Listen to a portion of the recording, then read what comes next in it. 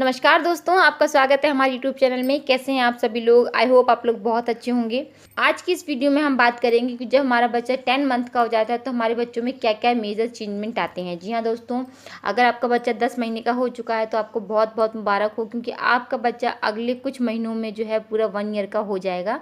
जो कि बच्चों का ये जो 1 ईयर है वो बहुत ही ज़्यादा इम्पॉर्टेंट होता है उनके ओवरऑल विकास के लिए। चाहे वो बच्चे का ब्रेन डेवलपमेंट हो, चाहे वो फिजिकली डेवलपमेंट हो, चाहे ओवरऑल सभी डेवलपमेंट के लिए बच्चे का जो पहला साल होता है वो बहुत ही ज़्यादा इम्पॉर्टेंट होता है। तो जैसे कि हम बात कर रहे हैं कि आपका बच्चा भी 10 महीने का है, तो इस महीने में आपके बच्चे में क्या क्या चेंजमेंट आते हैं। देखिए दोस्तों, इस महीने तक हमारा बच्चा जो है वो ईजीली मतलब अपने घुटने के बल तो चलता ही है। साथ ही साथ में बहुत से बच्चे इस टाइम तक पैरों पर जो है खुद से खड़े हो सकते हैं, मतलब कि वो विदाउट सपोर्ट किसी चीज़ को। जैसे कि मान लीजिए ये एक बच्चा है, तो अगर आप इसको इस तरीके से पैरों के बल खड़ा करते हैं ना, और उसको थोड़ा सा इस तरीके से छोड़ने की कोशिश करते हैं, तो बच्चा अपने पैरों के बल कुछ सेकेंड्स के लिए खड़ा रहता है। मतलब कि वो विदाउट सपोर्ट भी अपने पैरों पर खड़ा हो सकता है। सबसे पहला चेंज तो ये आता है। अगर नहीं हो रहा है तो आप बिल्कुल भी परेशान ना हो, आपका बच्चा भी होने लगेगा, इसमें कोई भी प्रॉब्लम नहीं है। लेकिन मैं अपने घर की खुद की बात करूं तो मेरी बेटी जो है 10 महीने में विदाउट सपोर्ट खड़ी भी होने लगी थी, और वो कुछ स्टेप्स वो चलने भी लगी थी।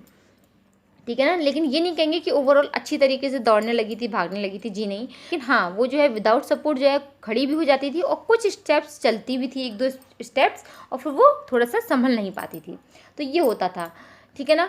तो इस टाइम तक आपका बच्चा भी हो सकता है कि खुद से खड़ा भी होने लगे और कुछ अपने आप को साधने की कोशिश भी करने लगे विदाउट सपोर्ट।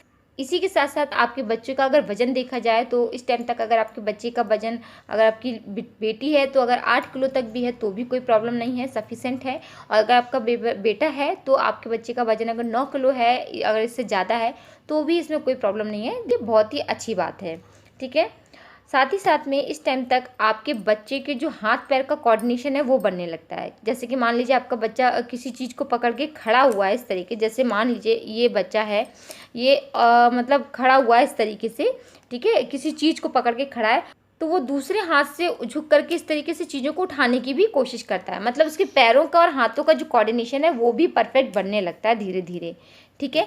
इसी के साथ साथ आपका बच्चा जो है बाहर का खाना ज़्यादा से ज़्यादा खाने लगता है। बच्चों के हालांकि इस टाइम तक दांत काफ़ी आ चुके होते हैं, 3 से 4 दांत।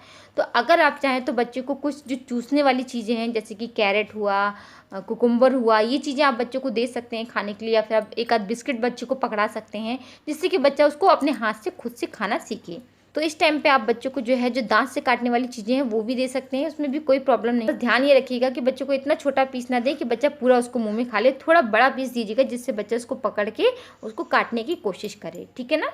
इसी के साथ साथ में एक चीज़ और है कि आपका बच्चा जो है आपको बहुत ज़्यादा कॉपी भी करता है। जी हाँ दोस्तों, अगर आप बच्चों से कुछ कह रहे हैं, कुछ बातें कर रहे हैं उनके साथ में, तो बच्चा आपको जो है देख करके कॉपी करता है, उन चीज़ों को मतलब बोलने की कोशिश करता है।